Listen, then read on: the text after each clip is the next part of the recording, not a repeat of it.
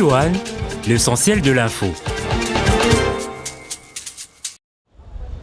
175e sur 183 pays, la République démocratique du Congo fait 7 pas en avant dans le classement des pays favorables aux investissements, puisque classée l'année qui s'achève à la 182e place.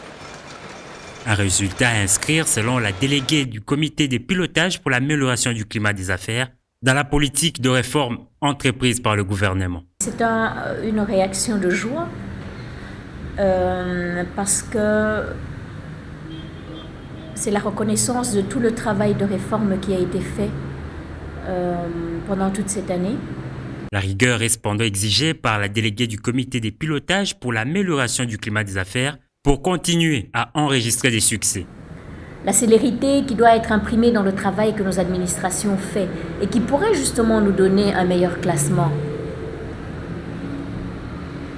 réside aussi dans le fait que toute cette administration soit non seulement informatisée, mais aussi que nos agents publics, nos fonctionnaires soient motivés par un meilleur salaire afin qu'ils puissent faire leur travail dans les conditions acceptables.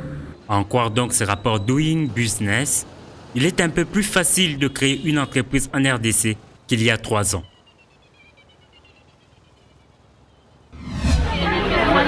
Difficile ces derniers temps de se procurer le poisson chinchard dans les chambres froides. Ces poissons, communément appelés piodi, denrées très prisées des Quinois, deviennent un luxe pour les vendeuses de marché. En plus, tozoteka malamu te po piodi ezali cher. Malamu bakisela biso piodi.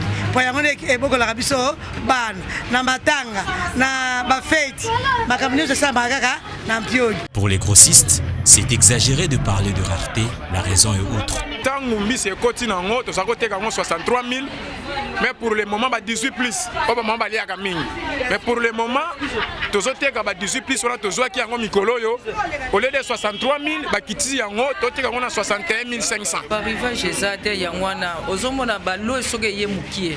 Ya bazoka bolaka ndamu wana pe yango pe moyezala pe mingi na marché ezate. De cette polémique, il se dégage tout de même une inquiétude, c'est celle de voir les paniers de la ménagère souffrir de son mets quotidien pour un pays qui n'a pas à tendre la main pour se procurer du poisson. Rien qu'à voir les ruines de cette école, on peut se faire une idée des conditions dans lesquelles étudiaient les élèves de cet établissement scolaire. Le spectacle était tellement désolant que les enseignants ont été les premiers à déserter les lieux. Il aura fallu l'intervention d'une ONG pour qu'ils reprennent les enseignements dans des conditions acceptables, en vue d'assurer l'autoprise en charge des enseignants. Il y a tout un conseil de gestion pour cette activité génératrice de revenus. Les enfants ont droit à l'éducation et à l'instruction, un droit qui garantit la Constitution de la République. Mais dans des conditions précaires, ces droits sera gravement bafoué. Si vous étiez lors du lancement des travaux de la construction du marché de Matete, vous ne vous retrouverez plus au regard de l'avancement des travaux. L'entreprise qui les exécute a déjà fait le gros du travail. Il y a les étalages qu'on a déjà commencé à faire. Le pied, on va couler les étalages. Il y a les assises qu'on a déjà exécutées. Et à part ça, on est en train d'exécuter la charpente métallique.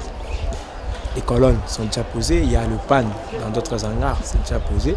Et puis, avant, s'il n'y avait pas le remblai. Vous constatez, il y a la terre jaune qui est en train de remblayer par-ci, par-là. On a aussi exécuté, je crois, le bâtiment pour le bureau administratif du marché.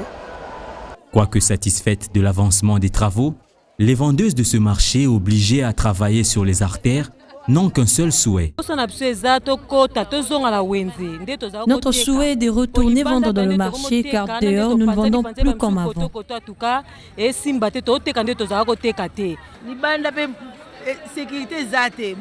Nous ne sommes pas en sécurité là où nous vendons. À la moindre pluie, nous emballons nos affaires. Nous ne sommes pas en paix. Ces femmes doivent retenir leur souffle. La première phase de ces travaux pourra s'achever d'ici la fin de l'année. Kinshasa fait face à une chaleur qui frise la canicule. Un phénomène auquel les services de météorologie tentent de donner une explication. Effectivement, ces derniers temps, il y a forte chaleur dans la ville. Vous savez que actuellement, il y a la saison sèche au nord de l'équateur. Et de ce côté-là, au fait, il souffle un vent de nord-est. C'est un vent qui est chaud et sec. Au sud, il y a un vent qui est aussi humide.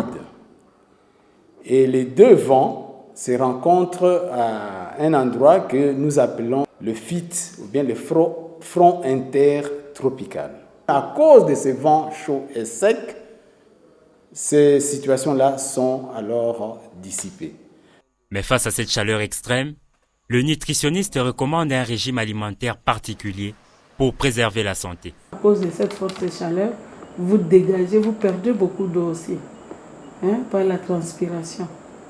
Et c'est pourquoi le premier élément qu'il faut ajouter dans l'alimentation, c'est la quantité d'eau. Il faut en consommer plus que d'habitude. Et le deuxième élément, il faut consommer les fruits, surtout les fruits juteux, le plus que possible. Sinon, dans les cas contraires, on peut arriver à avoir des déshydratations sans être malade.